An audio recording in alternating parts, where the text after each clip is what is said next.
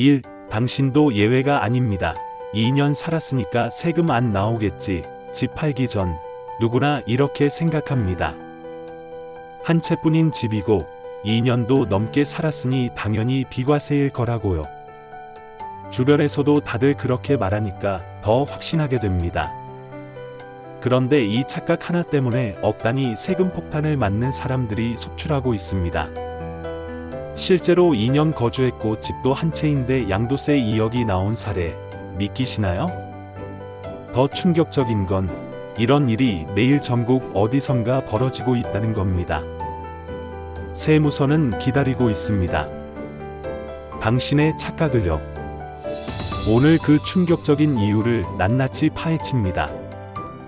이 영상 끝까지 보시면 최소 수천만 원, 많게는 억 단위 세금을 아낄 수 있습니다. 이 영상이 당신의 재산을 지킵니다. 절대 건너뛰지 마세요. 2. 1세대 1주택, 당신이 모르는 진짜 의미. 집 한 채, 2년 거주면 끝 아니야. 절대 아닙니다. 이게 바로 99%가 착각하는 지점입니다. 세법에서 말하는 1세대는 집주인 혼자가 아닙니다. 같은 주소에서 생활하는 배우자와 가족 전체를 의미합니다. 당신만 조건을 맞춰서는 일도 소용없습니다. 가족 전체가 함께 맞춰야 비과세가 됩니다. 이 사실 하나만 몰라도 수억이 날아갑니다. 세대라는 단어, 그냥 지나치면 안 됩니다. 이건 개인 게임이 아니라 가족 게임입니다. 혼자 열심히 준비해봤자 배우자 하나, 자녀 하나 때문에 모든 게 무너집니다. 비과세는 혼자 맞추는 조건이 아니라 온 가족이 함께 맞춰야 하는 조건입니다. 이 한 문장만 제대로 이해해도 오늘 이 영상 봄값은 합니다. 3. 실화. 2년 살았는데 세금 2억 폭탄 맞은 사연. 7억에 산 아파트를 12억에 판 A씨 이야기입니다. 보유 기간도 충분했고 집도 딱 한 채였습니다.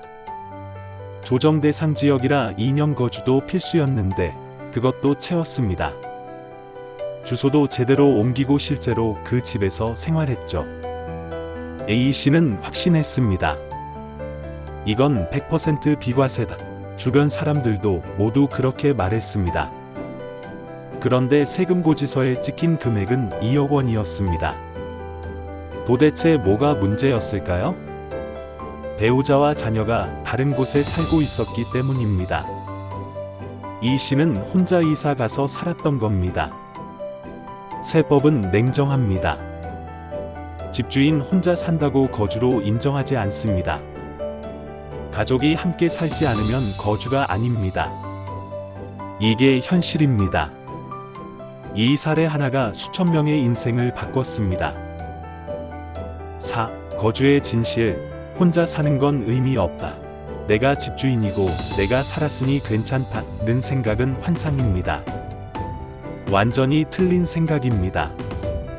거주 요건은 개인 기준이 아니라 세대 기준입니다. 특히 배우자와 미성년 자녀는 필수 조건입니다. 일이 다른 곳에 살면 거주로 인정 안 됩니다. 주소만 옮기고 따로 생활했다면? 국세청은 그걸 다 압니다. 주민등록상 주소와 실제 생활지를 철저히 추적합니다. 전기, 수도, 가스 사용량까지 확인합니다. 주소 이전 거주 요건 충족. 이 공식을 명심하세요. 그래도 내가 집에서 잤는데 소용없습니다. 세대원 전체가 함께 거주해야 합니다. 예외는 있지만 매우 까다롭습니다. 지금부터 제대로 알아야 합니다. 5. 반대 케이스. 괜히 기다리다 손해본 사람들의 후회. 2005년에 집 산 B씨, 최근 매도를 고민했습니다. 2년 거주를 채워야 하나 걱정하며 몇 년을 더 기다렸습니다.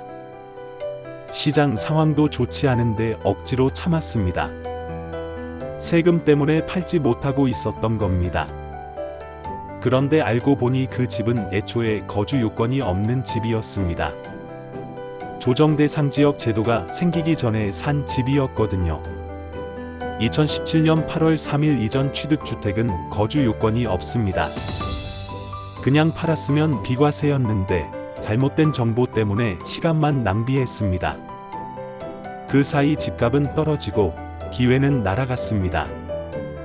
비과세는 현재 기준만 볼 게 아니라 취득 시점을 봐야 합니다.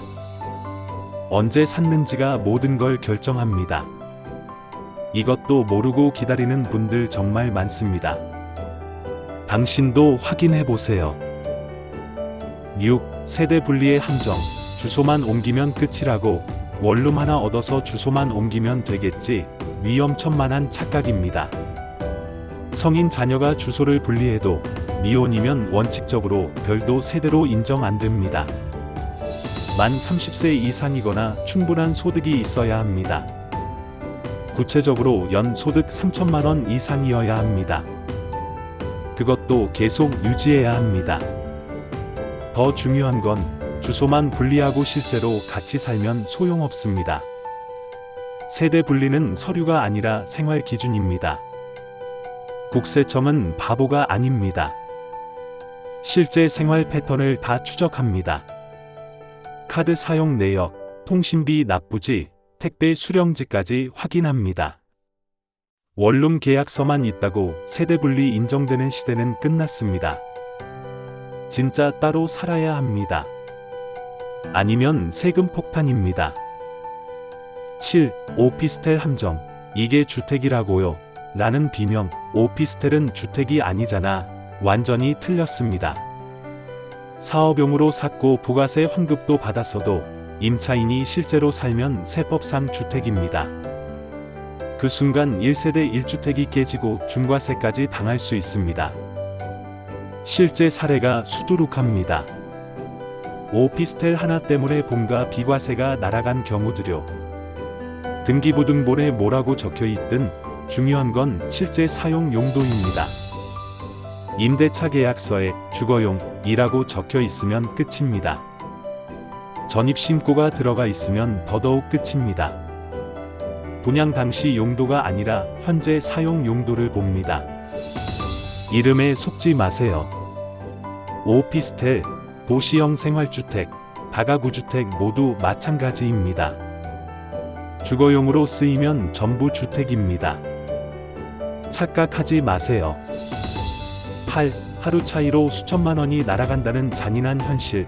대충 2년 넘었겠지. 이 안일함이 재앙을 부릅니다.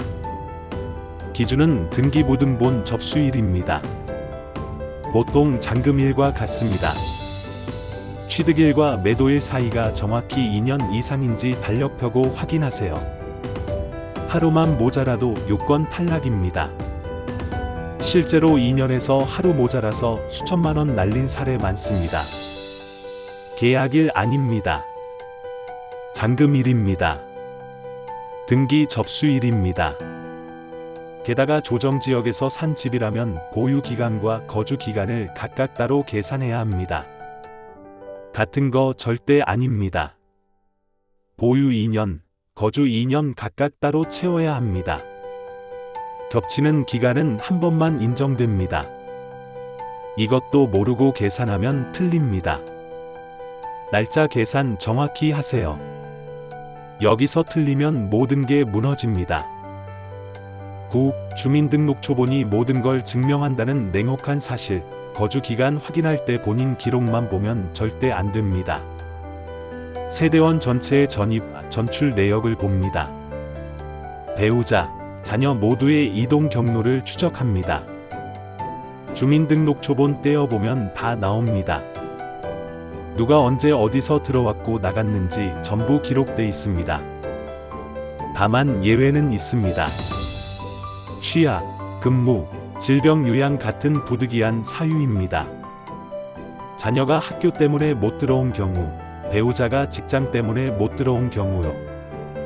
하지만 이것도 자동 인정 절대 아닙니다. 증빙 자료가 필요합니다. 재학증명서, 재직증명서, 진단서 등등 다 준비해야 합니다.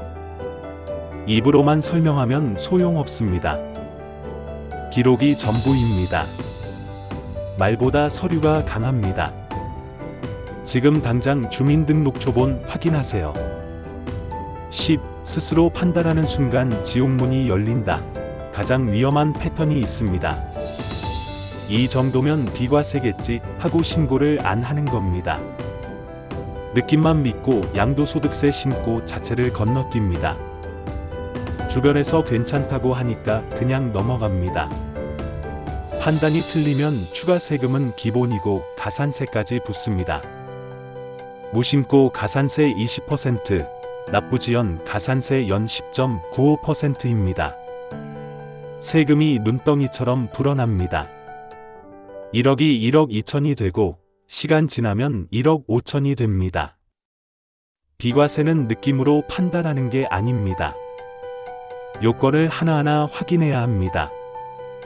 확신이 서지 않으면 반드시 전문가에게 물어보세요. 세무사, 회계사 상담비 몇십만 원 아까워서 몇 억 날리는 겁니다. 이게 현실입니다. 제발 확인하세요. 11. 거주 못 채웠다고 끝은 아니다. 아직 방법은 있다. 조정지역에서 샀는데 거주를 못 채웠다고 포기하지 마세요. 상생임대주택 같은 제도가 있습니다. 8년간 임대하고 임대료 증가율을 5% 이내로 제한하면 거주 요건 면제됩니다. 자녀 학교 문제, 직장 문제로 입주가 어려운 분들을 위한 제도입니다. 일정 조건을 맞추면 거주 요건을 충족한 것으로 봐줍니다. 단, 조건이 정말 까다롭습니다.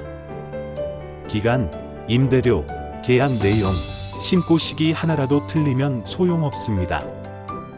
중간에 계약 갱신 안 하면 탈락입니다.